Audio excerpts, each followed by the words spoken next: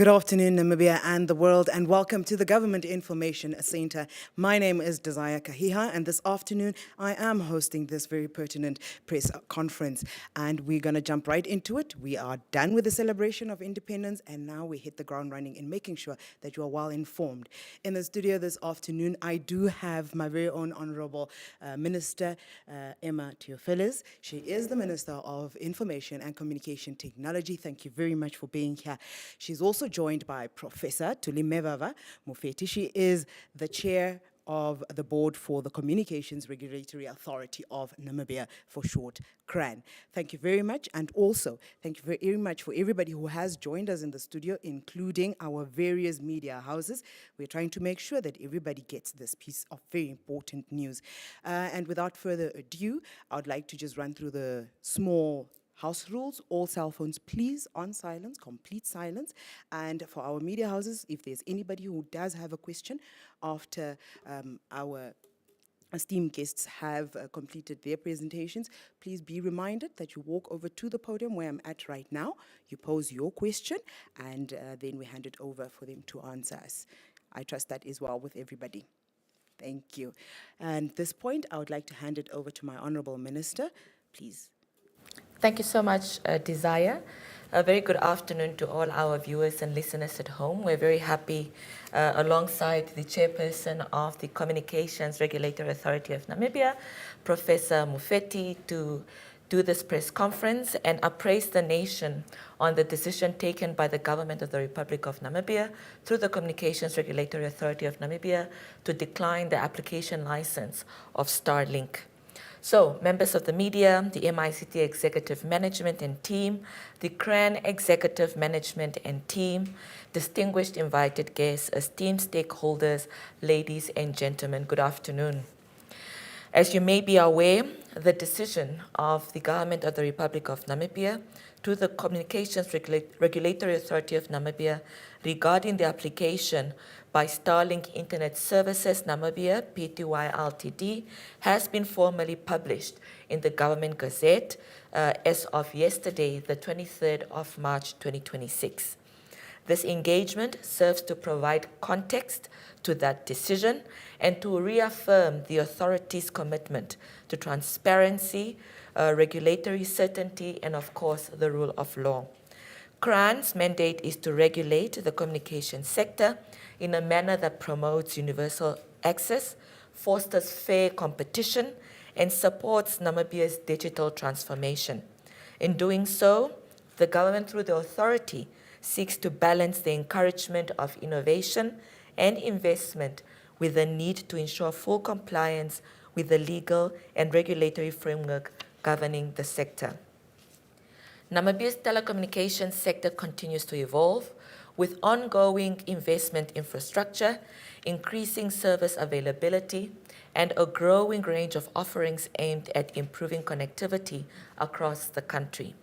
The authority remains focused on ensuring that this progress is sustained, inclusive, and aligned with national development objectives. It is therefore that the application submitted by Starlink Internet Services Namibia, Pty Ltd, or Starlink in short, on the 1st of June 2024, sought a Class Comprehensive Telecommunications Service License, ECS and ECNS, as well as a spectrum license for fixed satellite services. CRAN then informed the applicant to approach the minister responsible for ICT as per Section 46 of the Communications Act, Act number 8 of 2009, to then seek the exemption in terms of ownership under that section.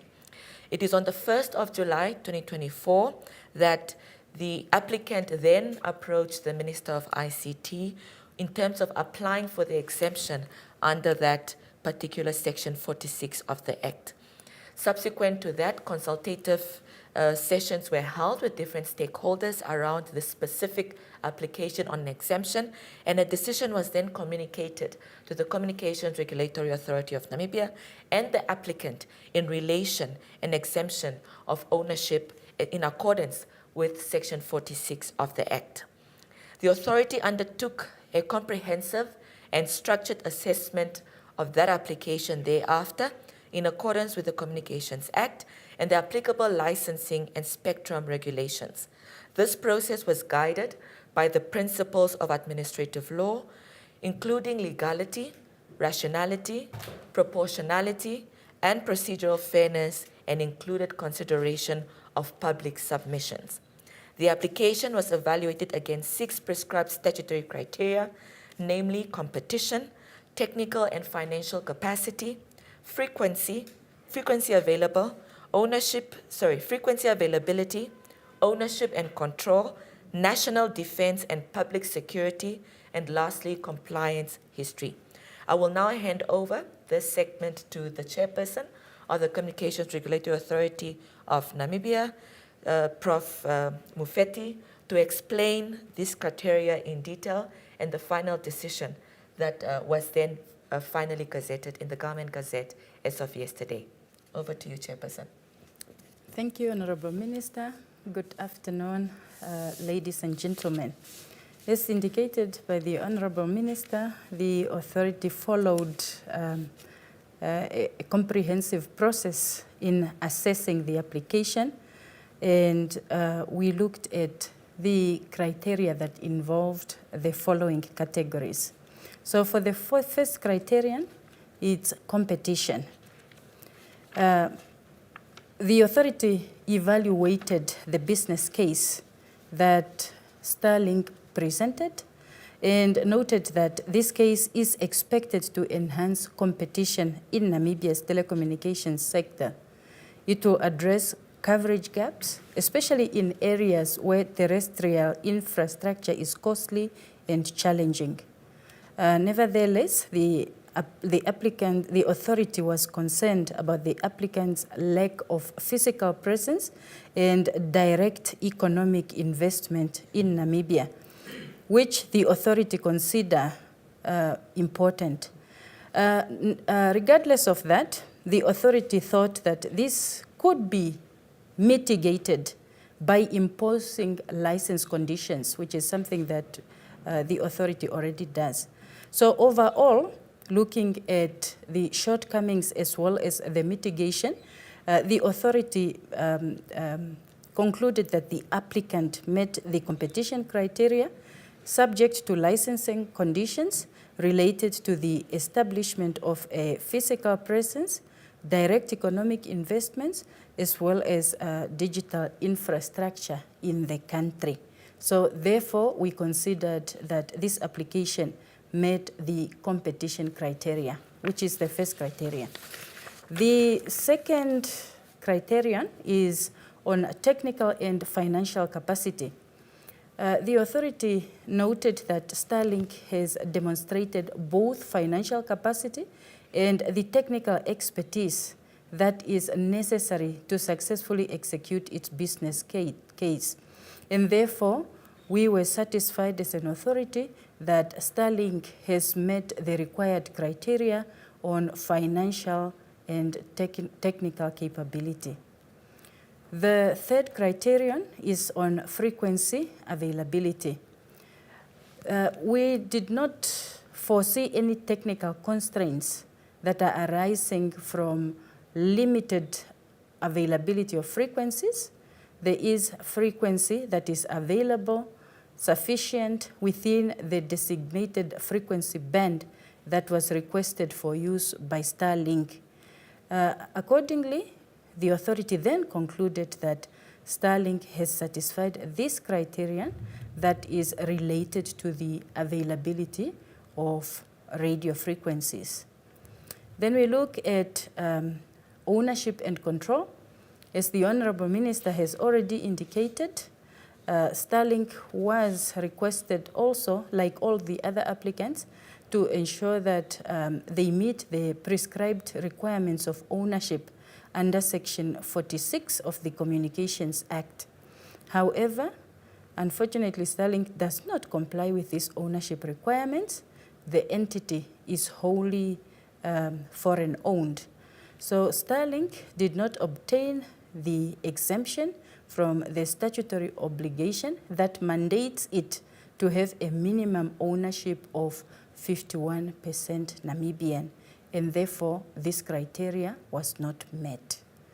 Looking at the next criteria, which is national defense and public security, the authority views data sovereignty and national control as central to the regulation of telecommunications services in Namibia. And this is envisaged in the Communications Act and the national policy that is governing the communications sector.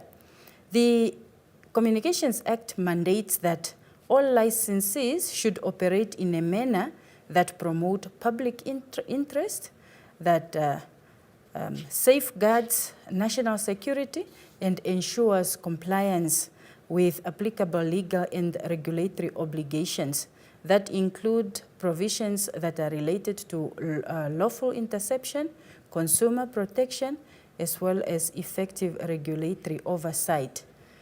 In this regard, the requirement for Namibian ownership and control, that is the other criteria, is aimed at ensuring that telecommunication service providers remain subject to domestic jurisdiction and that they are fully accountable to national authorities.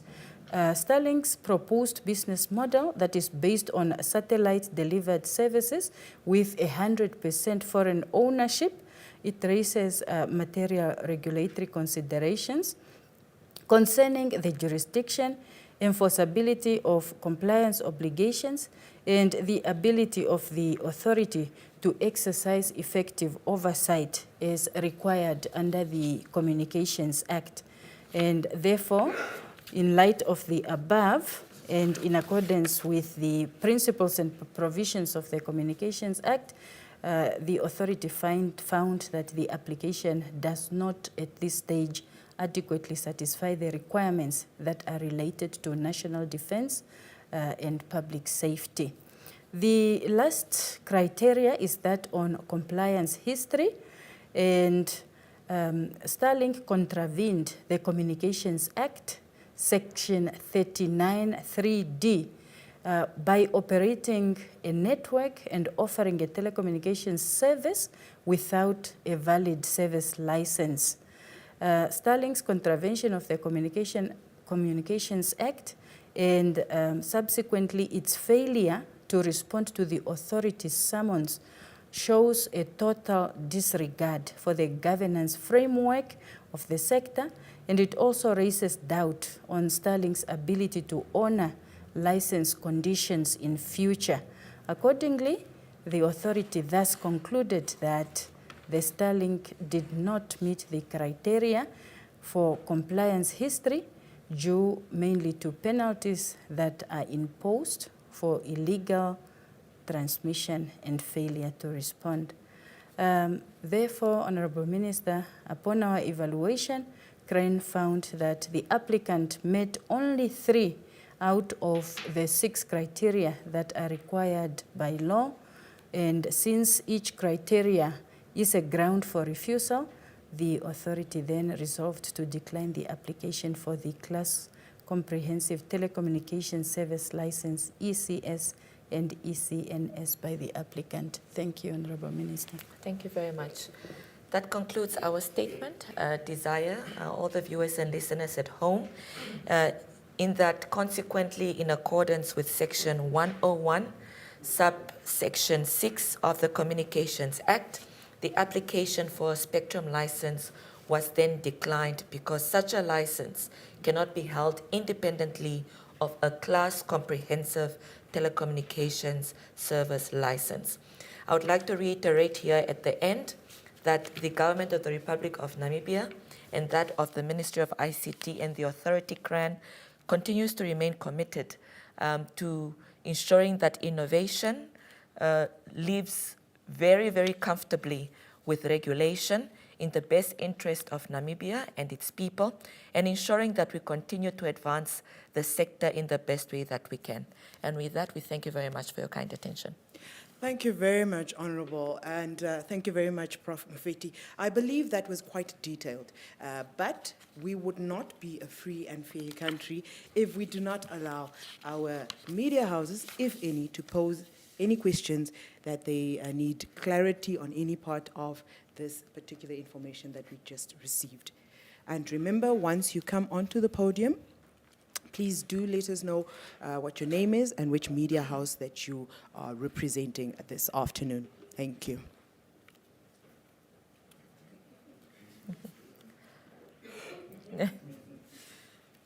Hello, my name is Irene Marie van der Walt. I'm a journalist for Network Media Hub, representing Namibian Sun Republican and Algemene Zeitung.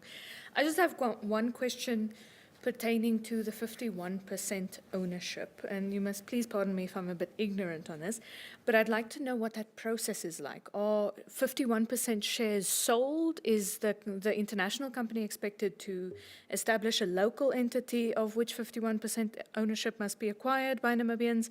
Are the shares donated? How do Namibians get involved there? Thank you very much. Honorable, would you like to answer that one, or should we take the next one? Okay. Another question?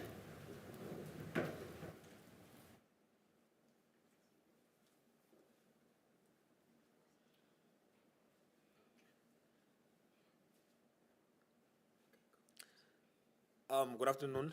I am Kudumo Rectangle Tobias from IUM Radio. Just a question, Honorable Minister and Honorable Chairperson. Was this decision taken with the consumer in mind? I mean, thinking of the fact that data is quite expensive in Namibia, and there seems to be a monopoly, kind of. So the question is, was this decision taken with the consumer in mind, bearing what I just mentioned right now? And also another question, we've seen in terms of geopolitics where countries who tend to go against the United States, and in particular the owners of Starlink, faced the wrath of the US government in terms of tariffs and whatnot. Does it not worry our administration? Thank you. Okay. Thank you very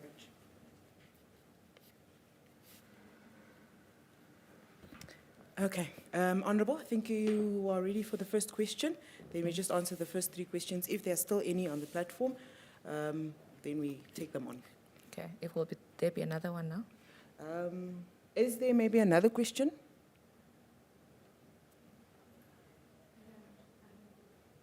We can do a second round. Let's just answer this first. Okay. All right. Thank you very much for the questions. The first question from NMH. Yes, indeed. So Starlink, the operating company, needed to actually register a Namibian sort of entity. So that is why we announced that the company registered is Starlink Internet Services Namibia, Pty Ltd, who then made the application to the regulator. And yes, in terms of 51% ownership, this should be Namibians who hold the shares. How that arrangement comes about, it's up to the particular company, whether they're donating the shares, selling the shares, it's up to the company on how they want to satisfy that requirement of 51% local or Namibian ownership. So it's up to them to do so. The idea is just that we want a company registered in Namibia under Namibian jurisdiction with majority Namibian ownership as per the Communications Act provisions. In terms of question 2, or would the chairperson like to add on question 1? No. Okay. No, On question 2, IUM Radio, indeed this decision was taken into account with the consumer in mind. A big part of that is the criteria on competition. As we all know, competition drives the price down. It ensures that consumers benefit at the end. We also look at holistically the application in terms of public security and public safety. And that is also a big requirement to ensuring that the consumer is well looked after in consideration of an application. We fully understand that for many segments of the society as it stands now, considering the makeup of our country, such a large country, and connectivity costs are quite high because it's a largely geographically sized country with a small population, the cost of data is not where we want it to be in terms of affordability, especially for our vulnerable communities. However, we took into account that the projected amounts that Starlink provided to us in terms of, one, the once-off cost of the terminal. There's a clear indication that if you convert the money they proposed in the application to Namibian dollars, on average, you're expecting a terminal for it to be shipped to Namibia to cost around 5,000 to 6,000 Namibian dollars as a once-off cost. And then the monthly cost, when you convert the US dollars to Namibian dollars that they provided in the application, could easily average between 900 to 1,000 Namibian dollars that you need to pay for the terminal to get their unlimited internet. Of course, this is doable for many sections of our community, but it does not actually respond to the communities who might not otherwise afford the current cost of data. So we do not see that if an average Namibian or a vulnerable Namibian in rural Namibia was to invest in a Starlink terminal, the once-off 6,000 cost and the monthly cost of 1,000 on average Namibian dollars does not justify the affordability of that device for the very vulnerable communities that we want access to. We are cognizant of the fact that one terminal can service multiple users from institutions to individuals, but we did not see a direct correlation that once we actually approve Starlink and that their terminals are available in the country at that marginal cost of immediate investment for the terminal to be shipped to the country and the monthly cost, that we would achieve 100% connectivity, for example. That is still something we'll continue to monitor, as Starlink has committed to revise their model to also try to reach the most vulnerable communities who might not otherwise be able to afford those costs, especially in a developing country like ours. The second part of the question on geopolitics, indeed, we are very much aware of the geopolitical situation that we find ourselves in, not only related to the current administration in the United States of America, but very cognizant of the fact that Namibia is a sovereign country. We pride ourselves in being a sovereign state, and we know that countries depend on one another, whether for trade, for cooperation. Multilateralism is a very, very important principle that Namibia still adheres to. But we are also cognizant of the fact that we are a sovereign nation that should have the ability to make sovereign decisions for the benefit of its people. And we took that decision knowing full well that our relations with the United States of America are still very much cordial. And we still have a relationship where we have a lot of discussions around developmental issues. And we suspect that this could be just an additional point in strengthening our continued cooperation and a cordial relationship we still share with the United States of America. Thank you very much, Honorable. I hope that gorge gave clarity to those who asked the particular questions.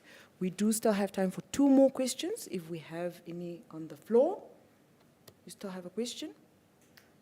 Going once. Dr. Mofetu would like to. Oh, Prof yes, would like please, to say Doctor. something, add something. Professor. Thank you. I just wanted to highlight also, or to give more information on the second question. From the authorities' point of view, we covered consumer concerns under the competition criteria. And as you have already seen, this criteria was actually met by the Starlink application. So as far as the benefits that will come from having Starlink here are concerned, I think the authority has acknowledged that, and therefore for this specific criteria, it was considered as met. The only challenge then in our case, in this case, is that all 6 criteria need to be met for us to consider it as a successful application. Thank you very much. I think at this point, we would like to thank you both for coming in and creating that clarity for us. But before I round it off, I'd like to hand it back to my Honourable Minister. Thank you. Thank you very much, Desire. At the end here, we would just like to indicate that we are committed to exploring new technologies. The authority recently actually approved satellite communications applicants. This is not a first for our country. Other applicants have been approved. But further than that, we continue engaging with all applicants, whether those who are successful or those who are not successful. And all applicants are always welcome to revise their application, to look at the facts that led to an application being declined, and try again with the authority, which we are happy to reassess again, considering that we fully welcome all internet service providers in the country to meet our national developmental goals. Thank you. Thank you so much, Honorable. And I think, honestly speaking, it speaks to what it is as a country that we're trying to achieve. We're trying to move our country into the future, but in a realistic manner that not only speaks and benefits every single little person with not leaving anybody behind, but ensuring that we secure ourselves as a nation to ensure that we do not step on ourselves in the future.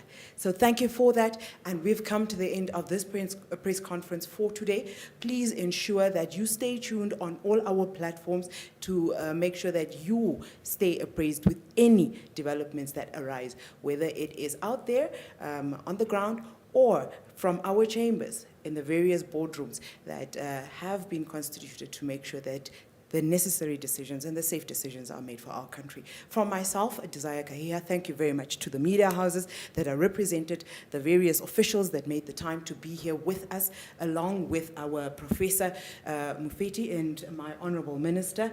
Thank you very much. It is bye-bye for now.